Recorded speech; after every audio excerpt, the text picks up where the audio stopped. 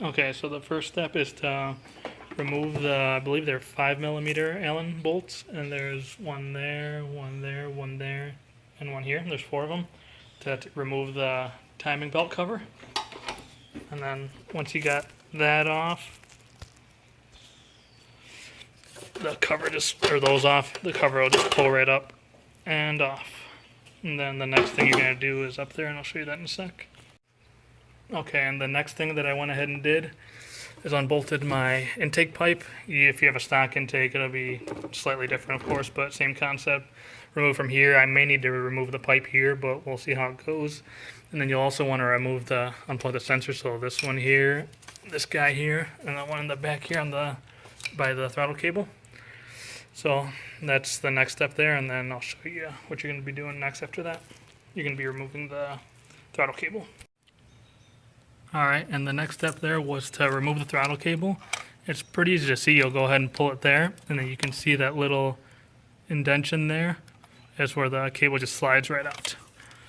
And then after that, you're going to want to go ahead and loosen up these 14mm nuts there. You just use 2 combo wrenches on them, twist them, free it up, and you get your throttle cable out of the way, because this whole assembly is going to be pulling back. So I'll show you that here in a sec.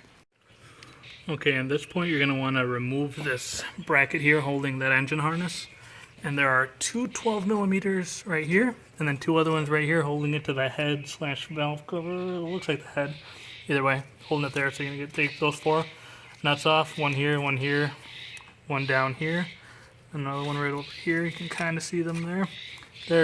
They might be a little tight. Mine came off fairly easily, so I'm assuming this was possibly a part at one point, but I'm going to go ahead and take those off and then move on to the next step. Alright, and now that I got that bracket up and out of the way, went ahead and loosened up 2 12mm right here, these long ones here.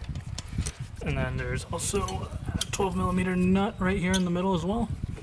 And those, see how it's ready to slide, so that's basically how to get it off. And I'm going to go ahead and take a look at my spark plug boot and area and see where the water went. Okay, so now you can see I got the throttle body separated here, and I'm leaving this coolant hose here on. I believe that's coolant at least. Leaving that on because I don't want to have to drain all the coolant. They also realized that I forgot, looks like a 10mm bolt there holding on a bracket here for the wiring that seems to be keeping me from pulling back any further. So I got to go ahead and take that off. Then after that, we're going to be taking off this throttle body gasket here so that we can gain access to the wires and coil packs. Okay, so I went ahead and removed the 3 12mm bolts right here, and there's 3 of them. The hardest one to get to was this back one here. It took a little bit of finagling there with my fingers there to get that off, but I got it off, and I haven't removed this all the way because I don't want to undo those hoses and lose my coolant. But I believe I can see what my issue was. It looks pretty wet back there, so I'm assuming some water got in there. So I'm going to go ahead and remove the coil packs and do the spark plugs, and hopefully that fixes the problem here. Alright, so upon popping off my number 5 cylinder boot, you can see that there's some water in there. So yeah, driving through a big puddle this morning, must have gotten it to splash way up here. I'm not sure if having the factory heat shield would have helped that, but I assume it would have, and unfortunately this car came without it on it because of the intake, I assume. So looks like I'll be doing spark plugs at the minimum. Hopefully the coil packs are still good. They're pretty old, so I may change them just as a preventative measure, but at first I'm probably just going to try the spark plug, see how it goes. Alright, so just another look here. Number 6 has water in it. 5, 4, 3. I didn't look yet. I'm going to assume 1 and 2 also do, but the misfire was actually only on 6, 5, and 3. But it also had the random cylinder misfire, so yeah.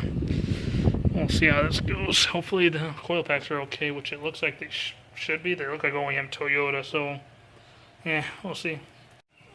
Alright, now that I got the coil packs all out, you can see there's water in every single spark plug. Well, mixture of water and oil because of how dirty it is in here, so valve covers might be leaking a little bit. But I'm not too worried about that. I'm more worried about getting the car running right. So, remove these. I removed the rear ones there.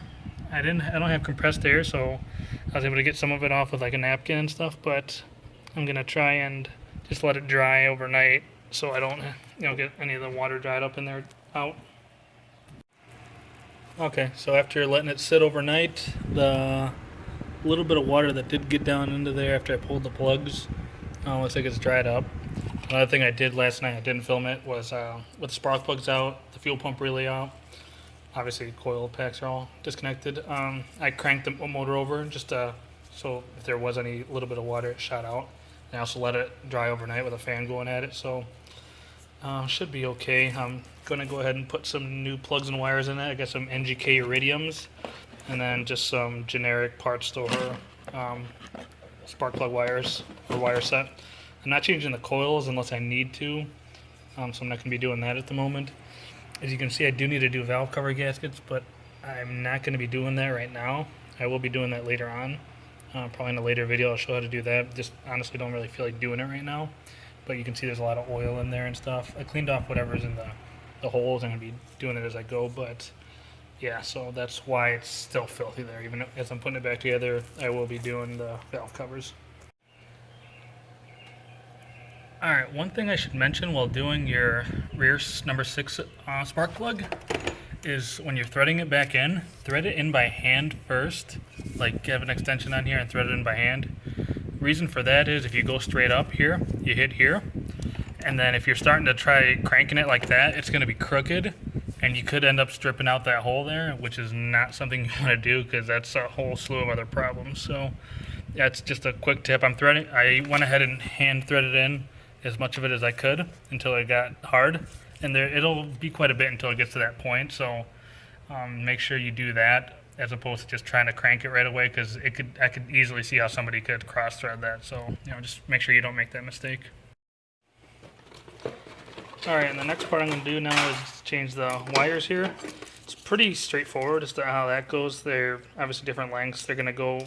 I usually just replace them one by one. And what you'll want to do is look to make sure, because they've got letters on them. Each one looks like C, G, and E. So just make sure you look at that and then follow them. Pretty straightforward. Depending on what plug wire set you get, they'll come with these grommets. Mine, I looked at them, they're all in good shape. They're really oily right now, so I'm going to go ahead and clean those off, obviously, but other than that, they're in good shape, so I'm just going to reuse them. Save a little bit of cash there. Alright, and then here's what one of the boots looks like after I cleaned it off. Basically just sprayed it down with some brake cleaner and wiped it down with a shop towel. Pretty simple. They're still in good shape, no rips, so that's why I'm reusing them. But if they're ripped, cracked, whatever, I wouldn't be reusing them. But the reason I didn't get them is a kind of a huge price difference to get those, at least at the part store where I went. So, I went without just to reuse them. So we'll see how it goes. It should work out fine. I don't foresee any issues, but yep.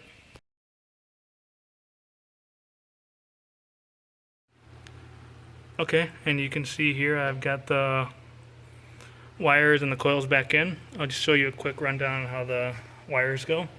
So number 1 cylinder plug wire goes all the way up to the coil back here, right back there, and actually goes to the coil, obviously.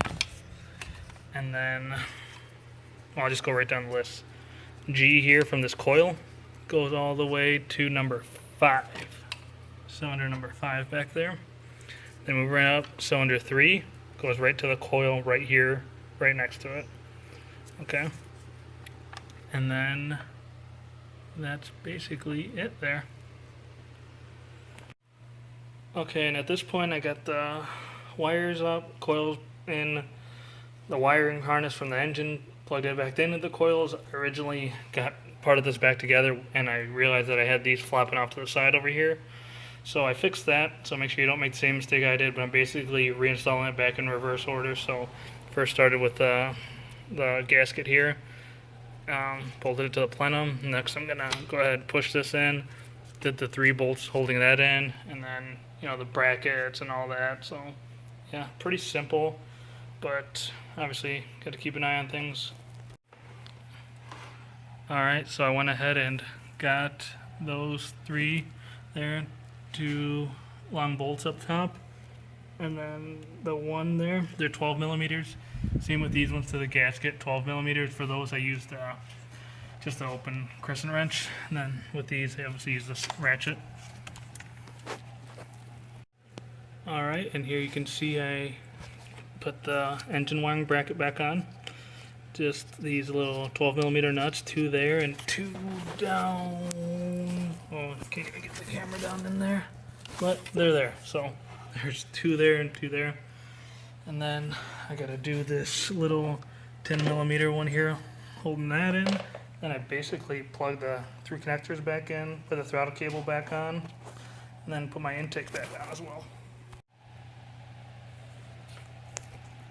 Alright, so now I got my throttle cable back on, just the little 14 millimeter nuts there, tighten back up and put it back into the bracket. Got my intake back on. Now I just gotta put the timing cover back on and then start it up and hope that my misfire is gone. Alright, as you can see, it's now all back together. I'm gonna go ahead, open up my garage and start it up and see how it goes. I'm not gonna clear the check engine light, I'm gonna see if it goes away on its own. But I did have the 3 codes for cylinder 6, 5, and 4. I also had a random cylinder misfire and one other code, I can't recall it offhand, but there was, like 5 codes total. Alright, so it's running. Doesn't appear to be misfiring. Traction control light still flashing and check engine light still on. So I'm not sure if those are just going to keep on until it clears up, but I'm going to try and take it for a drive after I let it sit here and idle for a bit.